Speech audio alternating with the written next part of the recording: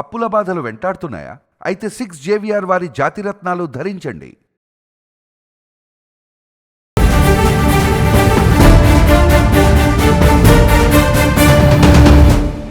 Hi hello నమస్తే, నేను మీ కట్టా కార్తీక్. మాట్లాడుకోవాల్సిన సందర్భం, చర్చించుకోవాల్సిన అవసరం ఖచ్చితంగా కరెక్ట్గా 1 year క్రితం 2024 జూన్ 12వ తారీఖున చంద్రబాబు నాయుడు గారు ముఖ్యమంత్రిగా, పవన్ కళ్యాణ్ గారు డిప్యూటీ ముఖ్యమంత్రిగా, టీడీపీ జనసేన బీజేపీ కూటమి ప్రభుత్వం ఏర్పడేటువంటి రోజు. కరెక్ట్గా సంవత్సరం గడిచిపోతుంది. సరే, వైసీపీ వాళ్ళకి సంవత్సరం అయింది ప్రజలు ఇచ్చిన తీర్పుతో అని వాళ్ళు ఎప్పుడో వెనుపొడి దినోత్సవాలు జరుపుకున్నారు. కానీ నిజానికి కూటమి పరిపాలన చేపట్టి 1 year అవుతుంది జూన్ 12 తోటి. ఈ 1 year కాలంలో కూటమి సాధించింది ఏంది, వైసీపీ నేర్చుకున్నది ఏంది, ఈ 1 year అయిన సందర్భంగా ఆంధ్రప్రదేశ్ ప్రజలకి ఉన్నటువంటి సాటిస్ఫాక్షన్ లెవెల్స్ ఏ రకంగా ఉన్నాయి, ఇప్పుడు ప్రజలు ఏమనుకుంటున్నారు, ఈ 1 year కాలంలో సాధించిన ప్రగతి ఏంది, తర్వాత సాధించాల్సినటువంటి అవసరం ఉన్నటువంటి అంశాలేంటి, విస్మయించిన అంశాలేంటి, సాధించిన విజయాలేంటి, అన్నీ మాట్లాడుకునే ప్రయత్నం చేద్దాం. నాతో ఉన్నారు ప్రముఖ సామాజిక రాజకీయ విశ్లేషకులు చందు శ్రీనివాస్ గారు. సార్ నమస్కారం. నమస్కారం సార్, సగటు ఆంధ్రప్రదేశ్ వ్యక్తిగా, సరే పొలిటికల్ అనలిస్ట్గా ఇవన్నీ వదిలేయండి, కానీ సగటు ఆంధ్రప్రదేశ్ పౌరుడిగా కూటమి 1 year పరిపాలన మీరు ఎలా చూస్తున్నారు? కరెక్టే, తప్పకుండా మనం అన్నీ బాగున్నాయని చెప్పుకుంటే అది కరెక్ట్ కాదు. నేనైతే 100 మార్కులు ఉంటే 70 మార్కులు ఇవ్వగలను. ప్రజల్లో కూడా ఉన్నది అదే. ఎందుకంటే 6 గ్యారెంటీల్లో ఇంకా నెరవేరని 2-3 ఉన్నాయి. మీకు తెలిసిన అంశమే. తల్లికి వందనం ఇంకా పూర్తి కాల, నియమ నిబంధనలు అంటున్నారు. 1 year అయినా పూర్తి కాల. ఒకటి దాని మీద విపరీతమైన అన్నదాత సుఖీభావ డేట్ ప్రకటించినట్టున్నారు. రైతులది 1 year అయినా 6 గ్యారెంటీలు ఇలా. మూడోది అతి ముఖ్యమైనది మహిళలకు ఉచిత బస్సు. ఇంతవరకు లేదు, ఇప్పుడు అంటున్నారు. సరే, ఈ 3 ప్రధానమైనవి ఈలేకపోయారు. వైసీపీ రాజకీయం చేస్తుంది కూడా వీటి మీద. కాబట్టి అవతల వాళ్ళకి అవకాశం ఇచ్చింది ఈ 3 అంశాల మీదే. అది మీకు తెలిసిన అంశం, ప్రజల్లో ఉన్నది అంశం. కాబట్టి ఇవన్నీ పక్కన పెడితే 70% మార్కులు, 170%. ఎందుకన్నానంటే 30 పూర్తి కావాలంటే ఈ 3 పూర్తి చేయాల్సిందే డెఫినెట్గా. ఈ 3 పూర్తి అయితే 100% వస్తుంది. అది ఎప్పుడు వస్తుంది? పూర్తి చేసినప్పుడే. కాబట్టి ఇక్కడ ఏంటంటే అస్తవ్యస్తమైన ఆంధ్రప్రదేశ్, అప్పులమైపోయిన ఆంధ్రప్రదేశ్ 8 లక్షల కోట్ల అప్పు చేశారు. అంతకుముందు 2.5 లక్షల కోట్లు 2014లో వెళ్ళిపోతా చంద్రబాబు నాయుడు గారు ఉంటే 19 వెళ్ళిపోతే ఈ 5 సంవత్సరాలు ఆయన చేసింది 8 లక్షల కోట్లు. జగన్మోహన్ రెడ్డి గారి పాలనలో 10 లక్షల కోట్ల అప్పులో ఉన్నప్పుడు అస్తవ్యస్తమైన వ్యవస్థ ఇంకో ముఖ్యమంత్రి అయితే పని చేయలేని పరిస్థితి. ఈయన ఎలా చేయగలడు అనుకున్నారు. ఆయనకున్న 4.5 దశాబ్దాల అనుభవం చంద్రబాబు నాయుడు గారిది, పవన్ కళ్యాణ్ ఉన్న పోరాట పటిమ, వీళ్ళిద్దరికీ మెండుగా ఆశీస్సులు మోదీ గారి. కాబట్టి వీళ్ళు ఏదైతే అది సెంట్రల్ గవర్నమెంట్ ఇచ్చేస్తుంది ఎప్పుడు లేని విధంగా. ఈయటం వల్ల ఆంధ్ర జీవనాడి పోలవరం 2027కి పూర్తవుతుందనేది ఒక నమ్మకం కలిగింది. మరి ఆ 5 సంవత్సరాల్లో ఇరువురు ఆ యొక్క నీటిపారుదల శాఖ మంత్రులు మారిపోయారు. యాదవ్ ఒక ఆయన, అంబటి రాంబాబు. కానీ వాళ్ళకి అసలు పూర్తి అవగాహన లేకుండానే అయిపోయింది. పూర్తి చేస్తామని ఏం చేయలేకపోయారు. మరి ఇప్పుడు పూర్తి అవుతుందనే నమ్మకం కలిగింది. ఇంకోవైపు అమరావతి 3 రాజధానులు అన్నారు, ఏ రాజధాని లేకుండా పోయింది, చెప్పుకోవడానికి లేని పరిస్థితిలో.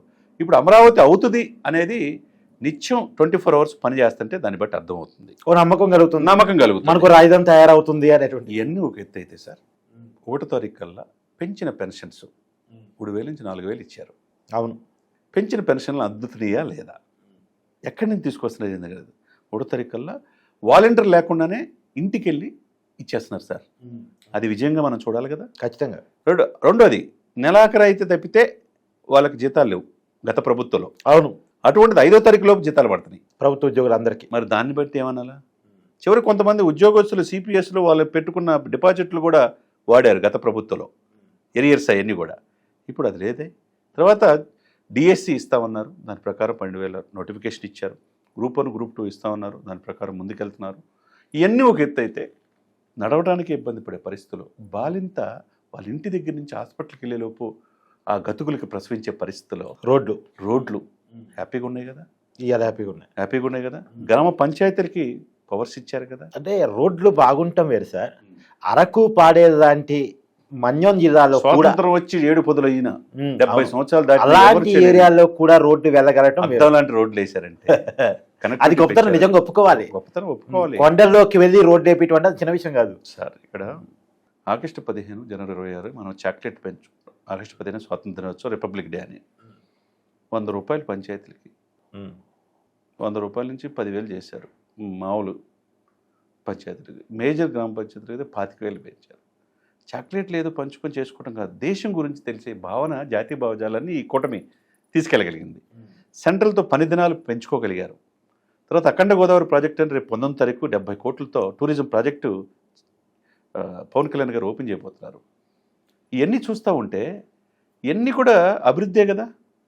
గూగుల్ వచ్చేస్తుంది, లేకపోతే ఆర్టిఫిషియల్ ఇంటెలిజెన్స్ తీసుకొస్తున్నారు, డ్రోన్ విన్యాసాలు జరిగినాయి, సీ ప్లేన్ కూడా వచ్చేసింది. అంటే వైసీపీ చెప్తుందంటే బాబు గారు అరచేతులు స్వర్గాన్ని చూపిస్తున్నారు కానీ ఆచరణ అలా లేదు అని వాళ్ళు చెప్తున్నారు. వాళ్ళు ఏం చూపించారు? ఏం చూపించారు మీరు చెప్పండి. వాళ్ళు విద్వాంసాన్ని చూపించారు కదా సార్. ఇసుక స్కాము వాళ్ళే పాత్రదారులు. కసిరెడ్డి ఒక్కొక్కటి చెప్తా ఉంటే అయిపోయింది. ఈ ఆయనతో పాటు 33 కేసుల్లో ఉన్న ఏటూగొన్న విజయసాయి రెడ్డి గారు ఆయన కాదని బయటకు వచ్చాడు. ఇదంతా దొంగలమయం అయిపోయింది అని చెప్పి అన్నాడు. అవునా? అన్నాడా లేదా? ఎవరో అనాల్సిన అవసరం లేదు, కార్తీక్ అనాల్సిన అవసరం లేదు, శ్రీనివాసరావు అనాల్సిన అవసరం లేదు, విజయసాయి రెడ్డి గారు చెప్పాడు. చివరికి ఏ స్కాములు ఉన్నా వీళ్ళే ఉంటున్నారుగా. మద్యం స్కామ్ చాలా పెద్ద స్కాము, దేశంలోనే పెద్ద స్కామ్ అంటే. మరి ఇక దీన్ని మరి ఏం చెప్పాలి సార్ చెప్పండి. అంటే ఈ 1 year కాలంలో వైసీపీలో ఏమైనా మార్పు వచ్చిందా? వైసీపీ సహజంగా ప్రతిపక్షంలో ఉన్న కొన్ని అడ్వాంటేజ్లు ఉంటాయి.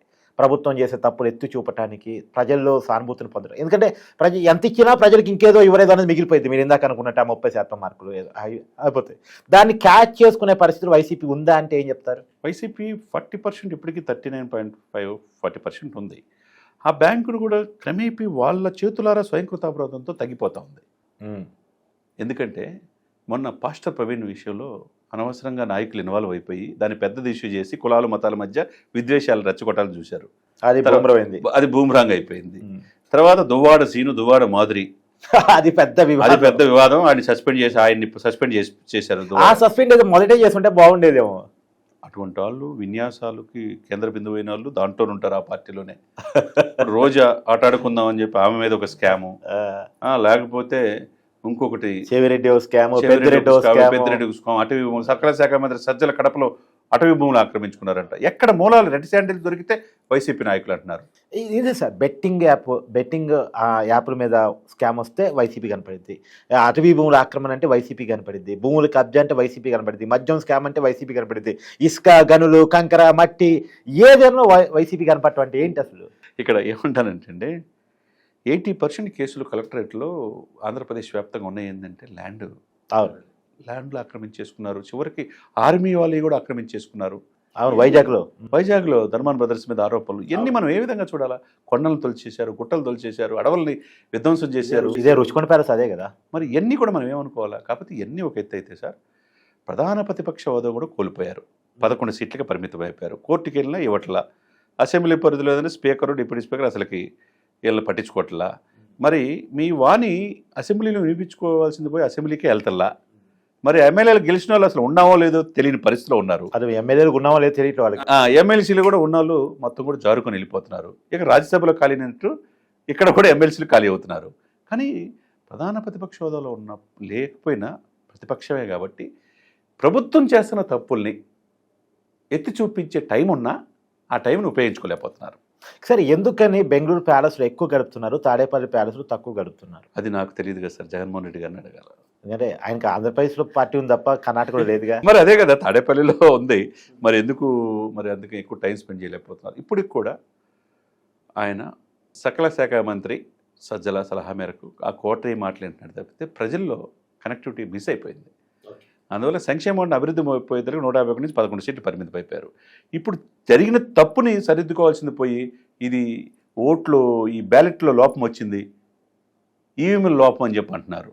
అంటే ప్రజలను మోసం చేయటం.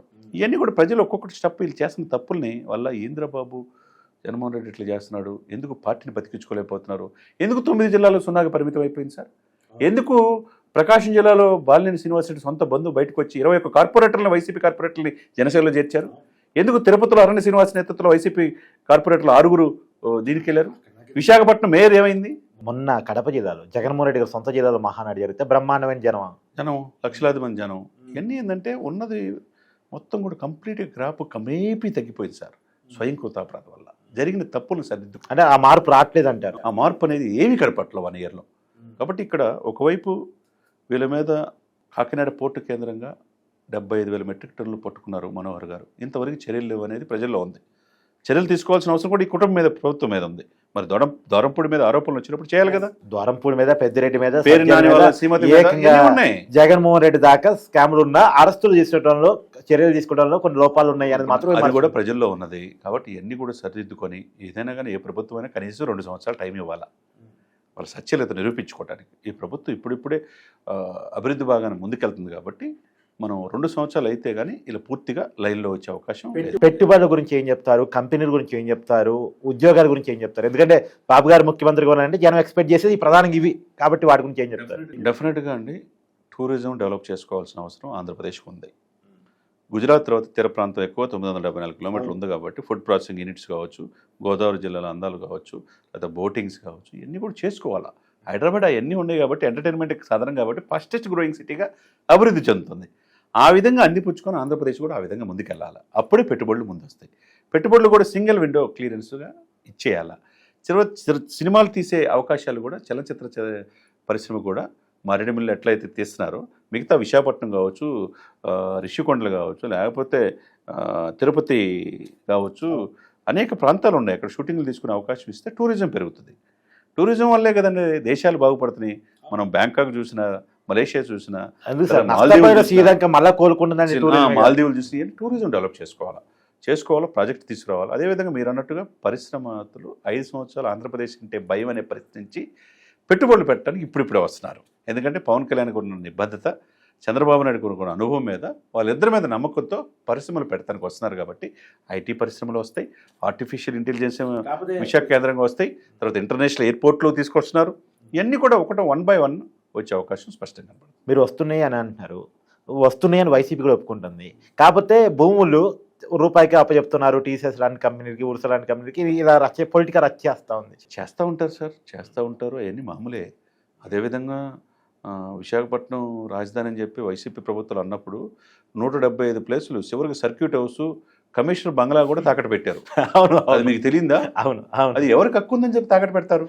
అవును, అంతే కదా సార్, ప్రభుత్వ ఆస్తులు తాకట్టు పెట్టకూడదు కదా. అడవులు 100 సంవత్సరాలు పెరిగిన చెట్లు కూడా కొట్టేశారు ముఖ్యమంత్రి గారు వస్తున్నారని, పరదాలు కట్టారు. ఇప్పుడు అది లేదే. స్వచ్ఛాయుత గాలిలో ఉన్నారు రాష్ట్రంలో ప్రజలు. కాబట్టి ఇవన్నీ కూడా ప్లస్లు మైనస్లు చూసుకుంటూ ఉంటే ప్రభుత్వం కొన్ని వాగ్దానాలు చేయాల్సిన 3 చేయాలా. అదే సమయంలో గతంలో ఉన్న కేసుల మీద విచారణ జరిపి ఎవరైనా తప్పు చేస్తే ఎంతటి వారైనా శిక్షించాలా. ప్రభుత్వ సొమ్ము కదా, వాళ్ళు ముఖ్యమంత్రులు ఎవరైనా కానీ కస్టడీ ఆఫ్ పీపుల్, వాళ్ళేమో రాజ్యం వాళ్ళది కాదు. 5 సంవత్సరాలు ప్రజలు మెప్పించలేకపోతే మార్చేస్తారు. సరే, ఇప్పుడు నేను పేర్లు వాళ్ళకి అడుగుతా, వాళ్ళ మీద మీ ఒపీనియన్ చెప్పండి. నిజానికి కీలకమైన నాయకులు 9 ఆంధ్రప్రదేశ్కి, సరే 5 అనుకున్నాం షర్మిల గారితో కలిపి. ప్రధానంగా చంద్రబాబు నాయుడు గారిని ఈ 1 year కాలంలో ఆయనకేసే మార్కులు ఏ రకంగా ఉంటుంది? 80 మార్కులు వేయచ్చు. పవన్ కళ్యాణ్ గారు 90. తర్వాత నారా లోకేష్ గారు? లోకేష్ గారికి 75. సరే, తర్వాత షర్మిల గారు? షర్మిల గారికి జగన్మోహన్ రెడ్డి గారి కంటే ఎక్కువ వేయచ్చు. అంతేనా? డైరెక్ట్గా జగనన్న వదిలిన బాణం ఆయనకే గుచ్చుకుంటుంది. ఆమెకు 60 వేయచ్చు. జగన్మోహన్ రెడ్డి గారు 40. 40. పాస్ మార్కులు వేశారు అంతే. Okay, thank you sir. Thank you.